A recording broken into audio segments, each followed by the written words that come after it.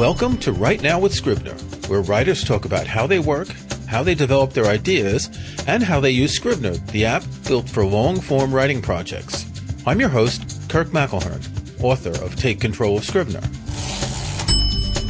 Today I'm very happy to welcome Jean Kwok, who's the author of 4 novels, including the latest one, The Leftover Woman. Jean, thank you very much for joining me. I'm so thrilled to be here. Oh, I love when people say that. Like you said before we started recording, you're Scrivener's biggest fan. We love big fans. You have a very interesting story, and I know you've told this in 100 interviews before, but if anyone who's listening to this hasn't heard it, would you briefly tell us how you grew up in Hong Kong and immigrated to Brooklyn when you were 5 years old? Yes. Well, I mean, I have done interviews, of course, but there are stories that I'm glad to talk about because, a lot of people say, actually, this happened to me, but I never wanted to tell anyone. And I didn't either for many years. So I was born in Hong Kong. We moved from Hong Kong to Brooklyn, New York when I was 5 years old, and we were incredibly poor. So we lived in the slums of Brooklyn in an apartment that was overrun with roaches and rats. And the worst thing about that apartment was that it didn't have a working heating system. So, we came from this tropical country of Hong Kong. As a kid, I had never even seen snow before. Like I never done, it doesn't get cold there really. So, of course, we had tried to bring our warmest clothing, but if you've ever lived in a tropical country, and I know, Kirk, you've lived all over the world, but, when you're in the tropics and you try to buy clothing that is appropriate for cold weather, that is something that they do not understand at all. They will be like, oh, take this cotton jacket, this thin cotton jacket. And they'll be like, you'll be sweating bullets. And then you wind up in a place like New York City, and by September, that thing is completely inadequate. So we were really unprepared. And I do remember that first day landing at JFK and sitting in the back of a cab, looking out the window, expecting to see skyscrapers and women in fur coats, and winding up in the slums of Brooklyn in that apartment that, was kind of circumstances like I had never seen before, that we had never experienced before. And, with the roaches and the rats, it was really, the building was obviously not legal, but we were legal immigrants, but as legal immigrants that were new and afraid and didn't really speak English, we didn't know. I was only 5, of course. And so, everything, we were the only inhabited apartment. And so we were the only source of food and warmth. And the only warmth we had was we turned on the oven and we left it on 24/7 during the winter to create a small circle of heat in the kitchen, where the windows were actually broken. So we taped them up with duct tape. But so anyway, it was the vermin flocked to us. It was bitterly, bitterly cold, even with the open window. With the open oven. My family started working in a clothing factory in Chinatown. And even though I was only 5, I also went along to help. So that was my childhood. So you eventually went to Hunter College High School, and as a native New Yorker, is one of the 2 high schools that I remember as being extremely elite, Hunter College and Stuyvesant. And yet these are public high schools. How did you get into Hunter College High School? It's a great question. And that's not one I get a lot. I love getting that from a native New Yorker. So when I went to elementary school, I went to a public elementary school. I had a really hard time at the beginning because I didn't speak any English and I was clearly so far from being cool. I didn't know any of the right things to do. I was not doing well in school at all. At the beginning, I had a teacher that did not care that I couldn't speak English. It was tough. And slowly I did start learning with the help of my local public library and of other teachers that were nicer, and more positive. And at that time in my life, like the way my life was a big secret. You know, I didn't want to tell anyone because the first time I did tell my friend because she was like, I call you after school and you're never home. Where are you? And I was like, well, I'm working in a factory in Chinatown, in a clothing factory. And she was like, oh, okay. But then she asked her dad about it. And she came in the next day and she was like, well, you know, you're lying because my father said kids don't work in factories in America. So I learned very early not to tell anyone the truth of my situation. And it was only as I grew up and actually wrote a best-selling novel about it that I started to tell people. So in my elementary school life, nobody knew why I was sick all the time or why I was tired because all of my homework had to be done during breaks on the factory. I went to bed incredibly late because we got home so late. But somehow my principal at that public elementary school I was at figured out that I was struggling and she figured out that I was smart. I did start doing well once I learned English. And she really helped me.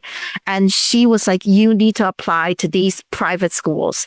So I went to these private schools and every day I'd walk in, every time and they'd look at me and they'd be like, we have no scholarship money. Like diversity was not really a thing. Like diversity is a much newer phenomenon than we think it is. Nobody cared. And they would just say, clearly I couldn't afford the school. They were like, we didn't have any scholarship money. But then they'd be like, take these tests. And then I would take the tests. And they'd be like, you have scholarship money. So I actually got full scholarships to 4 private schools Wow. to go from elementary school to junior high. But I felt so out of place. Like I knew from my visits to the school, from the way they looked at me, from the color of the other students, that I would have stuck out like a sore thumb.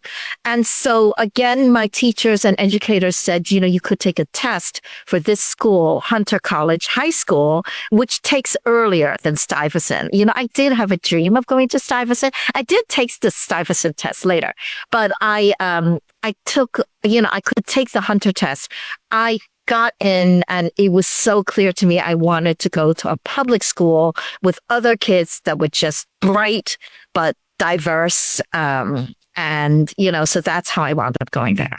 So after that, Harvard, Columbia, where you did an MFA, is this where you started writing? Yeah, actually, it did not occur to me to be a writer for many years. I loved books from the moment I learned how to read. Like I was obsessed with books. I was one of those kids that would take up the maximum, number of books you were allowed to borrow from the library and just read. But like, I didn't know being a writer was a thing. Like I was just trying to survive. I was trying to not work in a factory my entire life. That was my only goal. And so it really wasn't until I got to Harvard and I went into Harvard as a physics major. I did advanced standing when I went in. So I entered as a sophomore, not as a freshman, because I was so gung-ho and sure and I was going to do physics and have a real job. And one night, I was up late doing a problem set and I was scribbling notes as I was working and I somehow wrote a poem and I was so shocked. I was like, oh my God, I felt like I'd laid an egg. I was like, what the is that? So I was so amazed. And then it kind of dawned on me that nobody was probably going to make me go back to the factory with my Harvard degree and that I could do what I really, really wanted to do, which was to become a writer. And from that moment on, writing was all I ever wanted to do. Except you detoured and you became a professional ballroom dancer. Was this an accident? You just happened to accidentally become a professional ballroom dancer? Well, okay, you really did your research. I am impressed. And that's what elevates the level of these interviews that you do. So the ballroom dance, so this is what happened. I went to Harvard. I kind of found myself. I wanted to be a writer. And I took a lot of dance lessons when I was there. Like I loved to dance. And it was something that who knows, I might have done more seriously, only I didn't have ballet lessons from the time I was 7 years old because we had no money. So I maybe had a natural aptitude that wasn't developed. And so, but writing was what I wanted to do. I graduated, I worked, I was working and trying to find a day job that would pay the bills, but wouldn't be a real career. I knew that if I had a serious career, I would wind up doing that and I would wind up never actually writing. So I thought, I'm going to get a job watering plants because in New York City, they have a lot of plants in those big corporate buildings and they pay people for $5 an hour to go, they pay people for minimum wage to go water these plants. And so I was very excited about this job because I thought it won't take any mental room and I wasn't making a lot of money anyway. I was used to having no money. Went into the interview and I was like, I am so excited to water the plants. And the guy looked at me and he said, well, it's not just watering plants. I was like, all right, what else is the job about? He's like, you also gotta pick off the dead leaves. And I was like, all right, no problem. I'm going to pick off the dead leaves for you. I will get rid of all the dead leaves. I'm ready to go. He was like, we don't want you. So I didn't get the job watering plants. And I saw another ad in the paper and it said, wanted. Professional ballroom dancer will train. And I had kind of made myself a promise by that point in my life that I would never not do something because I was afraid. So that, if there were other reasons not to do it, like death, then that was fine not to do stuff. But, there are a lot of things in life that we avoid, like a party, for example, where you might actually want to go, but you're scared to go because you'd be alone and it'd be lame. You could feel awkward and like nobody likes you. And I had decided for myself that when fear was the only reason that I would always do it. So I was terrified to go to that audition in New York City where, to get a job at McDonald's. There's lots of dancers. Yeah. Oh my God. To get a job at McDonald's, there are 400 people in line in front of you and they can flip burgers blindfolded. So I was scared, but I went and I did get the job. So I wound up working for a couple of years as a professional ballroom dancer while I was trying to write at night. And so you eventually went to the Netherlands, and if I understand correctly, it was in the Netherlands that you wrote your first novel, Girl in Translation, where you were working as a translator. And I'm looking at your website, the description of the novel. It says Kimberly, who was the protagonist, learns to constantly translate not just her language, but herself back and forth between the worlds she straddles. And this makes me think you were an immigrant, a Chinese immigrant to New York, and now you're in the Netherlands immigrating again and writing a novel about an immigrant who's translating between cultures. This must have been confusing, right? Well, it's not confusing at all because I know what it means to be an immigrant. I know what it means to be a foreigner. Yes, I have, I did move from so I moved from Hong Kong to the US as a child. And then I got my degree at Columbia, my MFA in writing. So I danced for a couple of years in between my degrees at Harvard and my MFA at Columbia. I did my MFA at Columbia in fiction. And then I met a dude and I moved to the Netherlands. I actually married him. We had family together. And so I had a second immigration experience. And actually, sadly, we've just gotten divorced. And I have just moved back to the New York area. So I know all about displacement and feeling like a foreigner. Yeah. Okay, we're going to take a break. When we come back, we're going to talk about your latest novel, The Leftover Woman, and how you use Scrivener.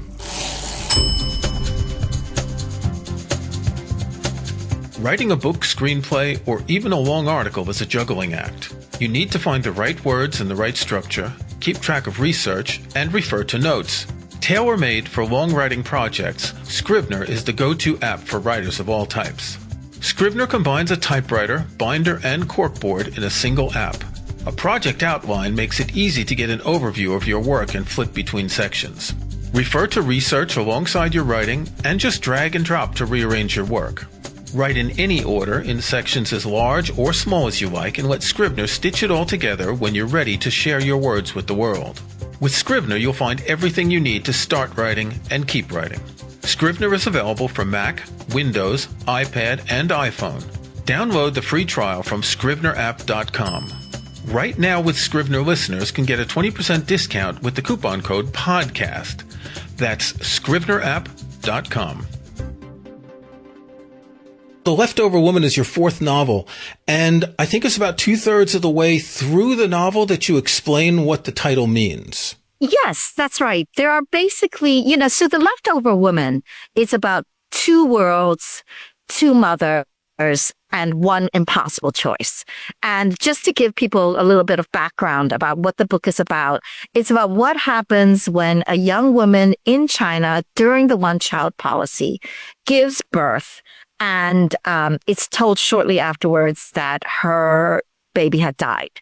She finds out a few years later, however, that her daughter had not died, but had been placed for adoption by her no-good husband to a wealthy American couple. And when the novel opens, she has followed her daughter to New York City to try to get her back. And the one-child policy, for those who may not know, is a long period of time in China when families were allowed to have only one child. And because of that, people who wanted a boy and who had a girl would, do things to not have the girl, like place for adoption or, even worse things.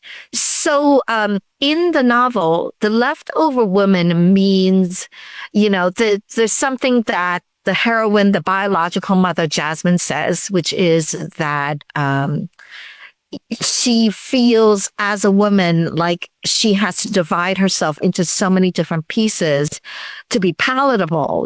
She's a mom, she's a daughter, she's a worker, just like the adoptive mother, Rebecca, who's a really successful executive in publishing. Both of the moms, the story is told from both moms' point of view. It's about how, as a woman, sometimes you feel like you are what's left after everyone else has taken what they needed from you in your other roles. However, there is another meaning, which is that in China, they have since given up the one-child policy due to a drastic decline in birth rates. There are millions more Chinese men in China today than Chinese women. And so because of that, they are now, there's a propaganda campaign to encourage Chinese women to have children. And it kind of shames you if you're over something like 25 years old and you're not having children, multiple children. They say that you are then a leftover woman because you are like a leftover on a plate being thrown away and not nourishing society the way you should be. So somehow it is still women's fault, despite the fact that so much suffering was imposed on so many people because of this one-child policy. As you said, you have two characters, Jasmine and Rebecca, and they're really, I guess it's fair to say, the yin and the yang of this story. They're totally opposite. Jasmine is inspired by your history in a bit, and Rebecca, as you say, she's an editor of a publishing house, wealthy family, etc. What I found interesting is that you wrote the Jasmine chapters in first person point of view and the Rebecca characters in second person. And that gives the reader a very interesting insight into Jasmine's mind since it's first person, and Rebecca's more distant, being in third person. I said second person before. Third person. Yes. And that was, I think it's really insightful that you noticed that. That was deliberate. When I actually was writing the book, I wrote both of them in first person present tense. So the voices came to me in first person. But then, as a writer, you go back to make the best choices you can that are the most effective for the novel, with the help of software like Scrivener that helps you see the voices separately, which, was really important for a complicated novel like this. So, when I was writing simpler novels, it was easier for me just to use Word and be in one voice from beginning to end. But now that my novels become increasingly more complicated, and as if you've read The Leftover Woman, you'll know that there's a really big twist in the book. And in order to make the twist work, even though it's hopefully an effortless read for the reader, there's a real, I'm like a duck, I'm paddling like crazy underneath the surface. There's a real elaborate structure underneath the surface of the story so that it all works out, so that everything works. And so, with these two women, I feel very much like I love Jasmine and I love Rebecca, because Rebecca's the part of me that's Harvard educated, that is ambitious and successful and has a very complicated life, and I'm trying to juggle all these roles of partner, mom, child, friend, career woman, and feeling like I'm never doing enough. I mean, I think that I love both Jasmine and Rebecca equally. People ask me, they're like, oh my God, I adopted a Chinese daughter. Is this book going to break my heart? I'm like, absolutely not, because I love both the biological and the adoptive mother equally, although only one does get the child. But Jasmine is Chinese like me, and Rebecca is white. And I felt just like that it, was appropriate for me to be more in Jasmine's head in first person and to take a slight distance from Rebecca in close third. So let's talk about how you use Scrivener, in particular for the multiple points of view. You have a lot of short chapters in this. And I know some writers who work in multiple points of view, they may write a whole long section of one point of view and then cut it up, and others may just shift from one to the other. How did you deal with this? I would say I probably wrote it mostly shifting, but I definitely did use Scrivener's ability to choose only Rebecca's point of view, for example, and then I read her all the way through. And so just to make sure that I was consistent, that I hadn't dropped her for 2 weeks, that, when I picked her up, it was the next day from whenever the last thing had happened, et cetera, et cetera. So that was a huge thing. I mean, I have to say about Scrivener, when I started, I said my books were simpler. It was easier to deal with. But the truth is, you still have a 400-page manuscript when you're a professional writer. And if you're me, you have 500 supporting files. And I have them everywhere. I have Word open, my computer's about to go down, and now I have everything in Scrivener. My Scrivener files are enormous. I have the manuscript file, and then I have character, I have brainstorming, I have journal, I have inspiration, I have everything in one file. But within the writing itself, even my most simple novel, A Girl in Translation, my debut novel, which is taught across the world in schools and currently under siege for being banned in the US. It's because it's taught in so many schools as a modern immigration classic. Right. Girl in Translation is told in one point of view from beginning to end. But even that, when you're really working with an editor as an amateur, it's fine. But once you hit the professional level and you're working with an editor and they want certain types of changes throughout the book, Word will kill you.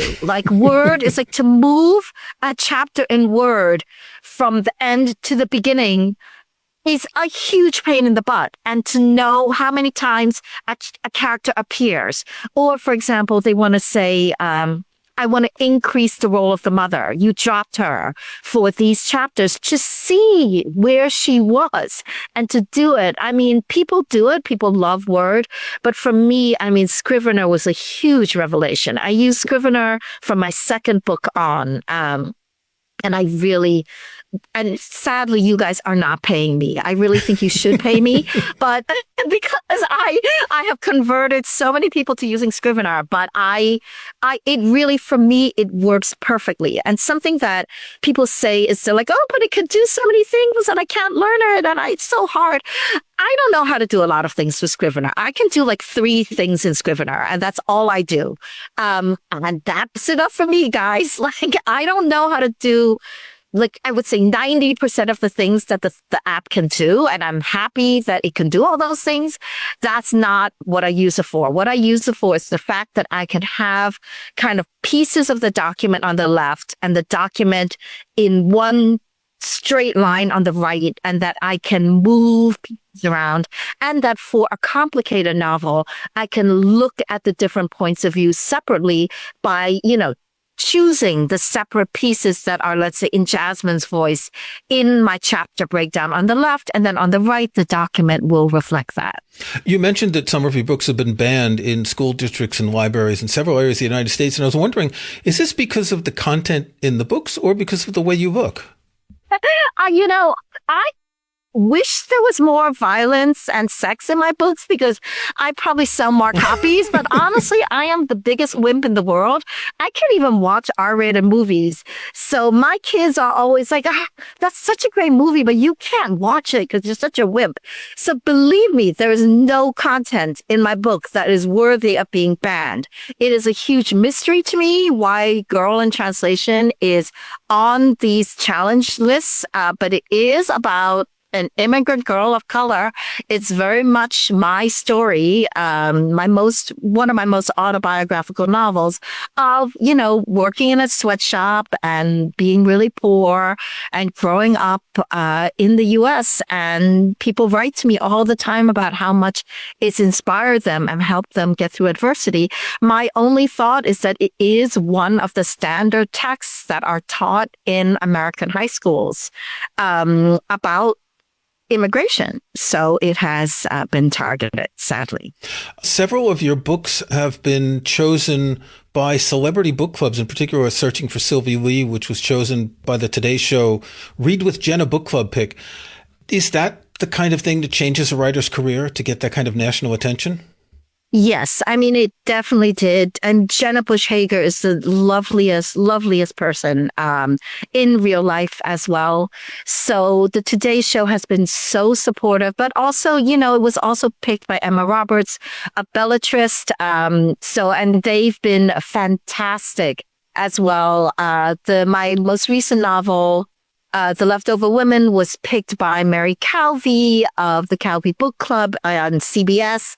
And that, so basically I have been so grateful for support from different celebrities. And it's wonderful because it just brings your work to an audience that you might not have reached previously. Yeah, it's true. It's particularly outside, I want to say outside of New York, but outside of big cities. In these school districts where they're trying to ban it, the people are seeing more about you and your stories that they wouldn't see otherwise. Yes, exactly. I do think that that's so important. I notice your website says that all 4 of your novels are in development for film and television. Do you have any good news about that? Because these are certainly stories that would deserve to be on film.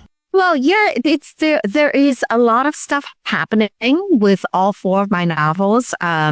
So that's just really, really exciting. And there are people getting attached, and there are, pilots are written, et cetera, et cetera. So that's thrilling to see. I'm hoping that all of them will hit the screen sometime soon. But it's that nebulous phase where it's like, there are wonderful people involved with all 4 of my books, and I'm really, really happy about that. The thing is, publishing moves at a certain pace. It takes a year from when you submit a manuscript till it's published. Hollywood moves at a totally different pace. It can take years, and then all of a sudden things can be rushed. So you never know what's going to happen with that. Yes, that's absolutely right.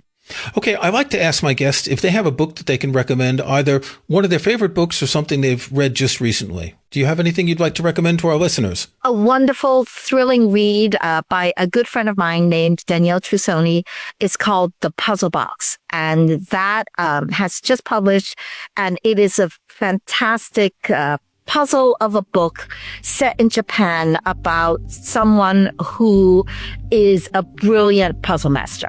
Okay, Jean Kwok, author of The Leftover Woman, thank you very much for joining me. Thank you so much for having me.